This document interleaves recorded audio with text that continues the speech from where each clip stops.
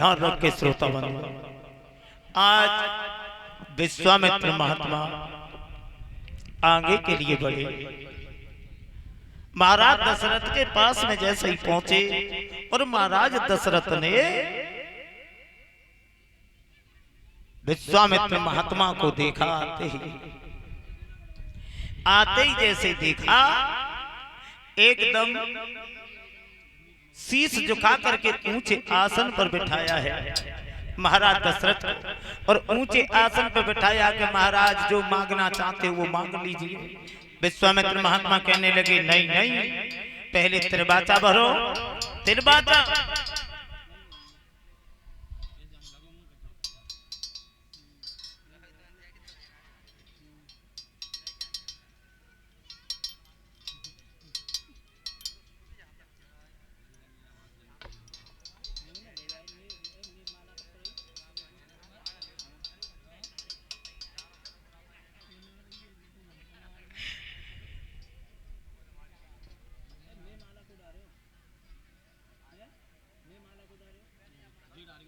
और ये 101 रुपए से सम्मानित किया है हमें हमारे परिचित महाराज की ओर से।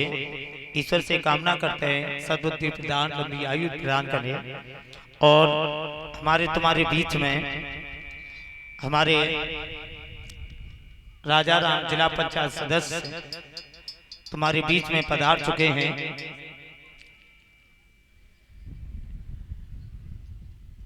एक बार उनके नाम की ताली बजा दो सभी भक्त।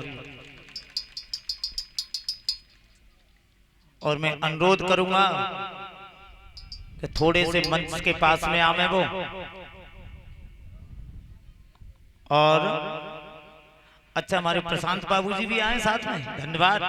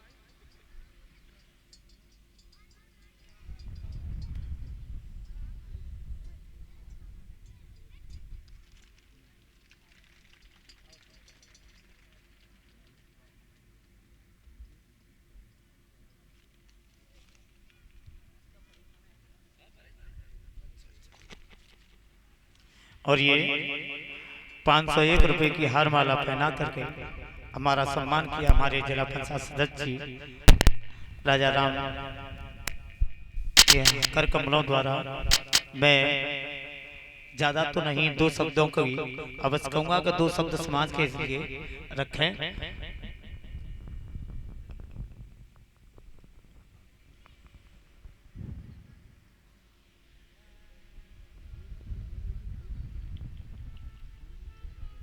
परम श्रद्धेय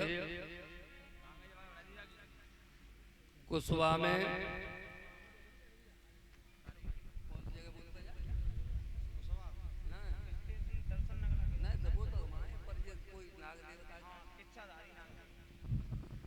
इच्छाधारी नाग जो सबकी मनोकामना पूर्ण करने वाले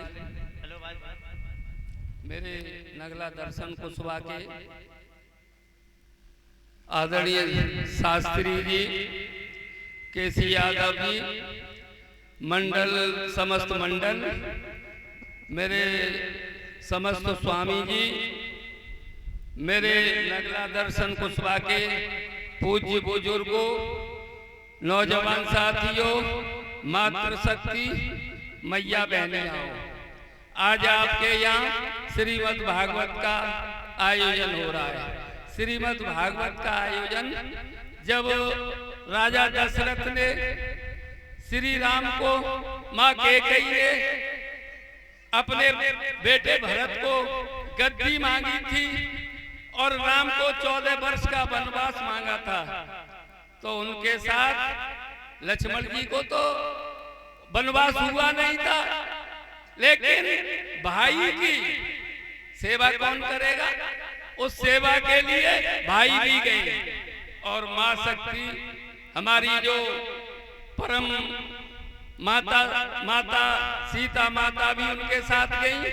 आज कोई काऊ बन को दे दे तो बुझो कि मैं काऊ बाप की कोई बात मान ले हो कि मैं काऊ बन को चलो जाओ, तू ही न चलो जाए और तू कुआं में न गिर जाए। लेकिन भाई भी गया और उनकी माँ पत्नी भी गई। ये है असली भागवत का। तो हमें अपने पतिदेव की बहुत ही पूजा करनी चाहिए और उन पतिदेवों से भी कहूंगा कि अपनी धर्म पत्नी को धर्म पत्नी ही माने, वो दासी नहीं है आपकी। मैं इसलिए कहूंगा जब वन से वापस आए तो उन्होंने सबसे पहले माँ कैकेयी को प्रणाम करने गए। आज के जमाने में कोई ऐसे बोल दे तो वो ये कहेंगे इन्हें तो हम वनवास ही करो, इनके जो हम काई पूजाएं। तो हमारी जो वासनाएं काम क्रोध लोभ मोह अहंकार इनको नष्ट करना है। और ये कैसे नष्ट होंगी? ज्ञान से, ज्ञान और वैराग्य से। और इसीलिए हमारा यह शरीर हुआ है। इसीलिए मैं अभी बहुत परिस्थिति बीमारी की हालत में रहा था, इसलिए मैं ये आप लोगों को ज्यादा न बोल के ये कहूंगा बेटियां हमारी बहुत अच्छी शिक्षा ग्रहण करें, अच्छे संस्कार पाएं और हमारी सब अच्छी तरह से करें। इन शब्दों के साथ मैं आप लोगों को कोट कोट प्रणाम करता हूं, वंदन और अभिनंदन करता हूं। और दो शब्द ये हमारे बेटा हैं श्री प्रशांत जी, माँ साहब पे हमने पूरा धन खर्च करो है पढ़ाई पे, तो हमने की जो शब्द भैया तुम बोल दो, जो कछु आवे सो तुम ने सुना दो। बोल श्रीमद् भागवत पुराण की।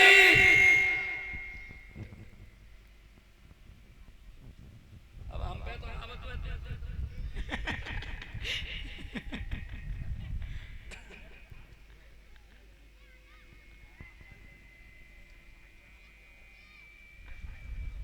बहुत बहुत धन्यवाद। पहले सबसे पहले आप सभी को चरण वंदन और श्री भागवत सप्ताह, इन भागवत सप्ताह के लिए कोटि कोटि प्रणाम।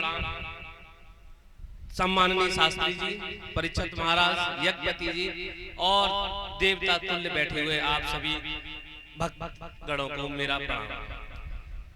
देखिए आज बड़ा मुश्किल घड़ी है। एक दिन वहां वो जो वहां पे था ना, वो माता जी थी, वहां पहली बार बोला था, लेकिन वहां पे एक सबसे अच्छी बात थी, पिताजी साथ नहीं थे, तो जैसा आया वैसे बोल गए और ठीक ठाक रहा। लेकिन कई बार होता है ना कि जब आपके सामने जिनसे आप सीख रहे हैं, जो आपको सिखा रहे हैं, वो सामने खड़े होना तो बड़ा मुश्किल होता है। और मेरे लिए तो सच्ची मुश्किल है, सही बताऊं तो अभी पैर कांप रहे हैं, क्योंकि वो बोल के गए उतना मैं बोल लूं ऐसा कभी हो ही नहीं सकता है। जिसने मुझे बचपन से सिखाया हो उसके सामने खड़े होकर बोलना ये पहला मौका है। ये नगला कुशा में बहुत पहले पहले मौके होते ही जा रहे हैं। तो अब ऐसे मुझे हमेशा लगता है, वैसे हर एक बेटे को हर एक बेटी को अपने माँ बाप हमेशा हिमालय पर्वत के समान लगते हैं, और वो बेटा और बेटी अपने माँ बाप और अपने दादा दादी के समान एक रेत की, जो रेत का एक पार्टिकल होता है उसके समान होता है। और मैं अभी वही अनुभूति कर रहा हूँ। आप सभी भी हिमालय के पा रहे हैं, जितने मेरे यहाँ पे बुजुर्ग लोग बैठे हुए, मैं सबको अब तो बहुत लोगों को जानने लगा हूँ। आप सब मेरे लिए उसी हिमालय की तरह हैं और मैं रेगिस्तान में पड़ा हुआ एक छोटा सा टुकड़ा। मुझे समझ में आ रही है क्या बोलूं, क्योंकि भागवत पुराण में तो ये शास्त्री जी बहुत ज्यादा विद्वान है। इनके सामने बोलना सिर्फ एक ऐसा होगा जैसे कि एक होता है ना सूरज को दिया, मैं तो दिया क्या वो आजकल वो होता है ना छोटी सी लाइट आती है लिप लिप लिप लिप करती रहती है, उसके ही समान जैसा लग रहा हूँ। क्योंकि ये प्रकाश है, दिव्य प्रकाश। इनके पास ज्ञान है महाभारत पुराण का, इनके पास महाभारत पुराण बहुत अच्छा गाते हैं, मैंने एक बार सुना है। इनके पास ज्ञान है इन सभी चीजों का, लेकिन बस अब बोला है तो अब बोलना शुरू करता हूँ।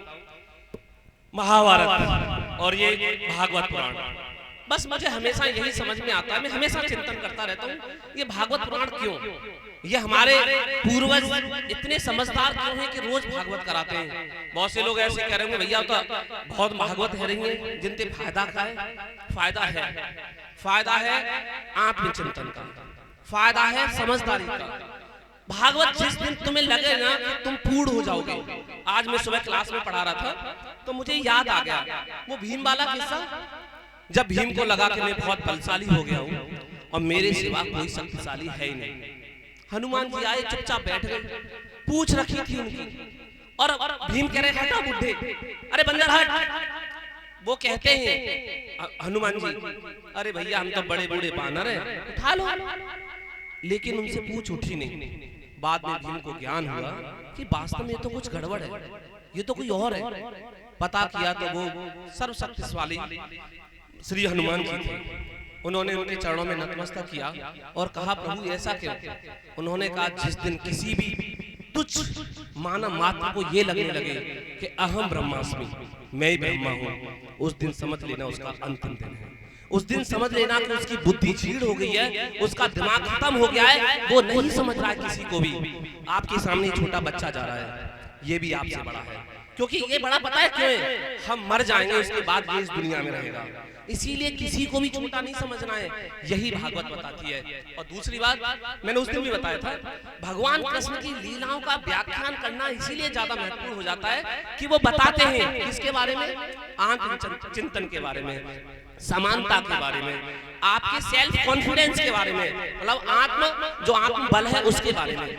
ये सब चीजें जब सीखते बताते जाते हैं तभी तो परीक्षित महाराज को मुक्ति मिलती है।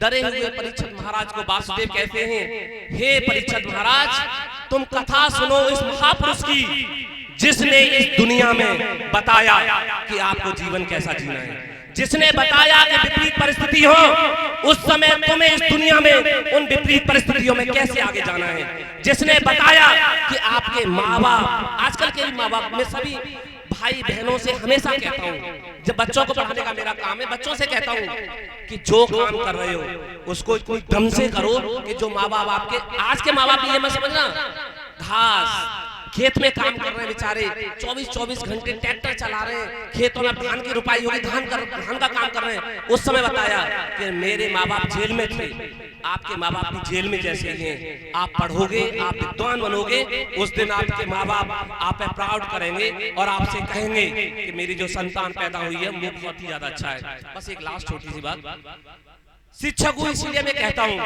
कि कोई भी बच्चा पढ़ना चाहता है उसे मैं पढ़ाऊंगा। अब ऐसा नहीं कि जलेसर ही जाना है, फ्री ऑफ कॉस्ट पढ़ाता हूँ मैं। एक मेरा प्रशांत लर्निंग स्टेशन ऐप मैंने इसीलिए बनाया है कि आप गूगल प्ले स्टोर से डाउनलोड करो, उस पर रोज पढ़ो। और हाँ एक और चीज, गांव-गांव जाकर मैं प्रतियोगिता कराता हूँ, जैसे भागवत हो रही है ना, इसी की तर्ज पे मैंने प्रतियोगिता कराना शुरू की है। अगर बच्चे पढ़ेंगे तो वो 100 भागवत के बराबर होंगे, क्योंकि वो बच्चे समझेंगे, कोई अधिकारी बनेगा। मैंने सिर्फ आईएएस का पेपर दिया नहीं बना, लेकिन मैंने कसम खाई है 20-22 बच्चों को आईएएस का बैच पढ़ाता हूँ जलेसर में, और हाई स्कूल इंटर के बच्चों को पढ़ाता हूँ। और हमेशा कहता हूँ चाहे आपके पास पैसे हो चाहे ना हो, प्रशांत भैया से पढ़ो, कभी कभी होगा। तो प्रशांत लर्निंग स्टेशन ऐप पे आप रोज भी पढ़िए, और साथ में अगर गांव के सब बच्चे इकट्ठे हो जाएं तो मैं इनाम बांटता हूँ फ्री ऑफ कॉस्ट, और सब बच्चों का टेस्ट लेता हूँ। इससे एक भागवत जैसा होगा, एक नई प्रक्रिया शुरू होगी। गाँव